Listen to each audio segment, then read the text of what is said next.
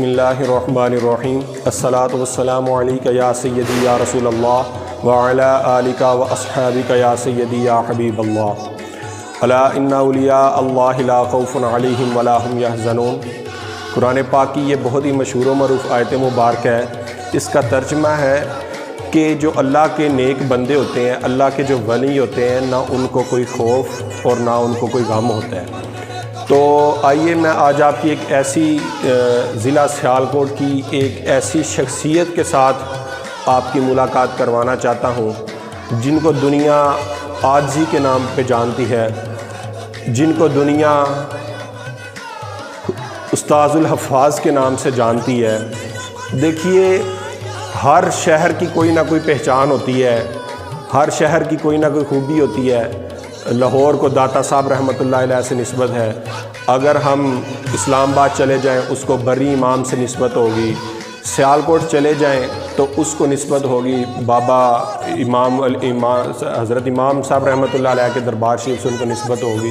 تو ہر چیز کی، ہر شہر کی کسی نہ کسی چیز سے نسبت ہوتی ہے، وہ کھانے پینے کے لحاظ سے نسبت ہو، وہ کسی بھی حساب سے نسبت ہو۔ تو آئیے آج میں آپ کو سمبڑیال کی اس درگاہ سے، سمبڑیال کی اس عظیم ہستی سے میں آپ کی ملاقات کرواؤں۔ وہ ملاقات چونکہ ہم جسمانی طور پہ تو نہیں کر سکتے، اللہ تعالیٰ ان کی مغفرت فرمائے، وہ دنیا فانی سے کوچ کر گئے، لیکن آپ کا فیضان،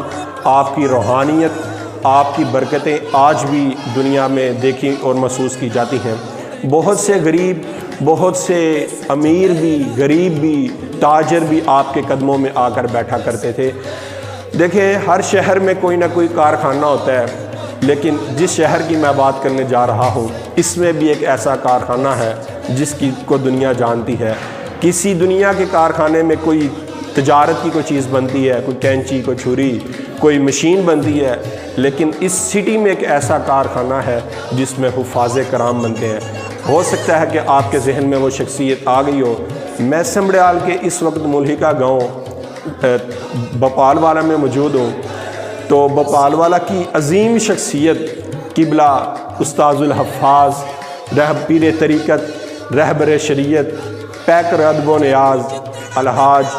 محمد صابر، حافظ صابر علی صابر رحمۃ اللہ تعالیٰ علیہ، آپ کو ان کے دربار شریف کی زیارت کراتے ہیں۔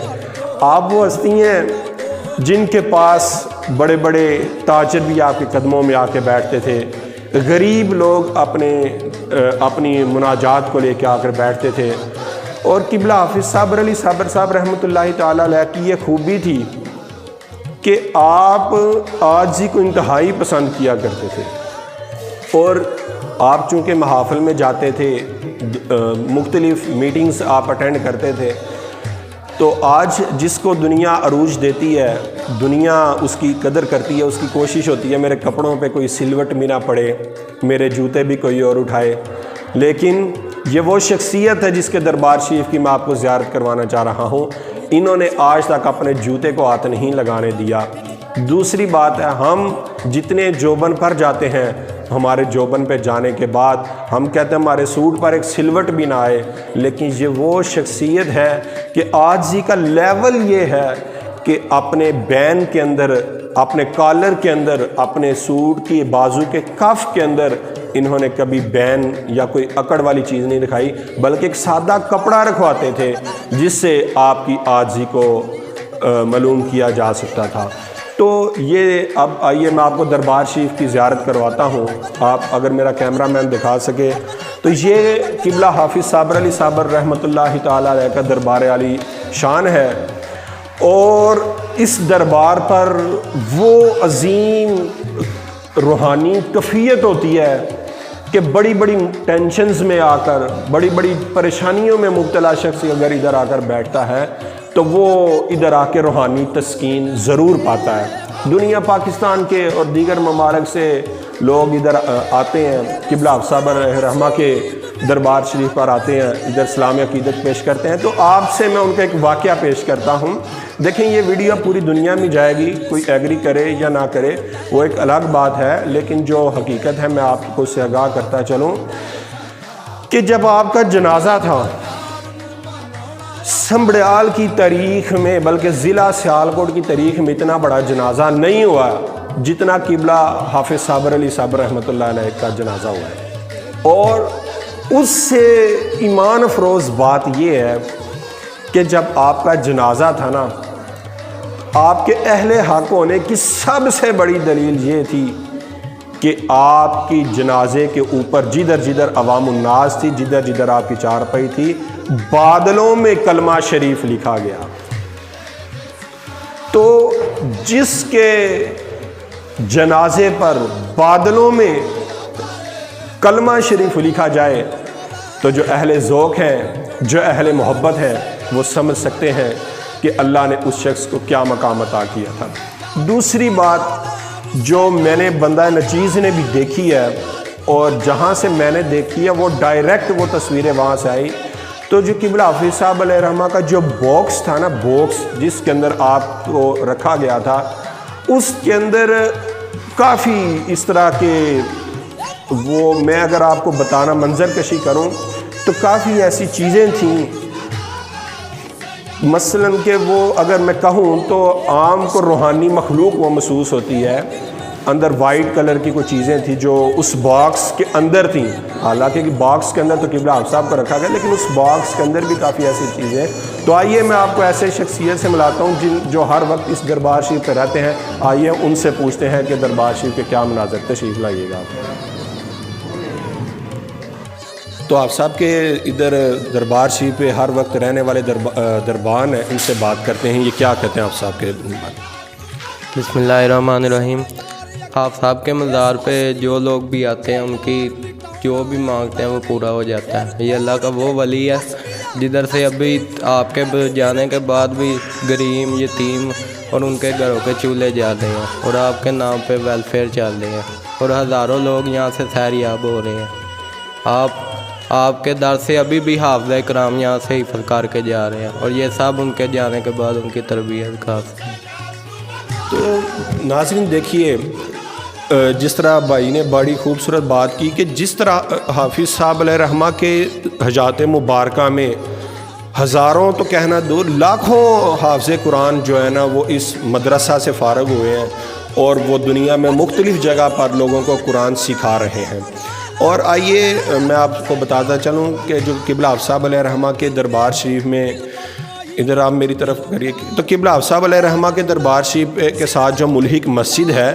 اس مسجد میں کم از کم 50,000 سے 1,00,000 لوگ ان کی کیپیسٹی ہے نماز پڑھنے کی، اور جمعہ والے دن اس مسجد میں تل رکھنے کی جگہ نہیں ہوتی کہ ادھر یعنی مختلف سمڑیال کے علاوہ، بھوپال والا سمڑیال کے علاوہ دوسرے اضلاع سے قبلہ حافظ صاحب علیہ رحمہ کے دربار شریف پہ لوگ سلام کرنے کے لیے حاضر ہوتے ہیں، اور ادھر عقیدت مندان جو ہیں وہ قبلہ حافظ صاحب کے صاحبزادے جو اس وقت اس گدی نشین ہیں اس سیٹ کے، وہ جمعہ پڑھاتے ہیں، اور الحمدللہ بہت سارے نوجوان یہاں سے آ کے فیض حاصل کرتے ہیں۔ آئیے اس کے علاوہ میں آپ کو بتاؤں قبلہ حافظ صاحب کا دینی معاملات میں کردار کے علاوہ سوشل ویلفیئر کا حافظ صاحب کا بہت اعلیٰ نظام ہے۔ حافظ صاحب کے نام پہ باقاعدہ ایک فاؤنڈیشن بنی ہے، تو جیسا کہ اب سیلاب آیا ہوا ہے تو حافظ صاحب کے صاحبزادے قبلہ اعظم صاحب اللہ تعالیٰ آپ کو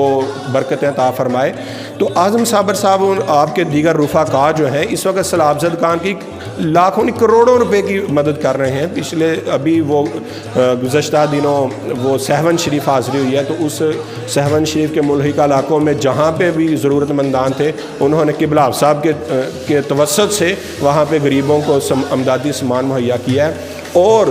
جو شخص بھی قبلہ حافظ صاحب کے ساتھ آیا ہے وہ الحمدللہ اللہ نے اس کو بہت برکتوں سے نوازا ہے۔ تو حافظ صاحب کے ادھر حافظ صاحب کے نام سے چلنے والی ایک ایسی ڈسپینسری بھی ہے جدھر ماہانہ 40-50 لاکھ سے زیادہ کی ادویات غریب بندوں کو، مستحق لوگوں کو دی جاتی ہیں،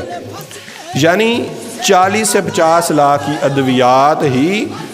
غریب لوگوں کو دی جاتی ہیں۔ تو ادھر غریب کا تعلق نہیں، ادھر جو بھی چلا جائے، ادھر خاص جائے کوئی عام جائے، ادھر کوئی امیر جائے کوئی غریب جائے، حافظ صاحب کے نام کا جو ہے نا وہ ایک ڈسپینسری جاری ہے جہاں پہ لاکھوں ضرورت مندان جو ہیں وہ اپنی ضرورتوں کو بھر لاتے ہیں۔ اس کے علاوہ ادھر صرف ایک ڈاکٹر نہیں بٹھایا ہوا،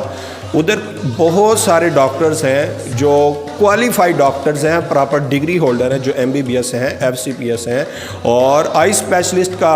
ادھر ڈاکٹر موجود ہے آپ صاحب کی ڈسپینسری میں, تو وہ بھی بھوپال والا کے ساتھ ہے. تو یہ سارا فیضان جو ہے قبلہ آپ صاحب علیہ رحمہ کا ہے. تو ہم یہ دعا کرتے ہیں کہ اللہ تعالیٰ اس دربار عالی شان کو کروڑوں برکتوں سے نوازے, اس دربار شریف میں اپنی خاص برکتوں کا نزول ہو, آپ کے فیضان سے دنیا مالا مال ہوتی رہے. تو یہ ہماری دعا ہے کہ اللہ تعالیٰ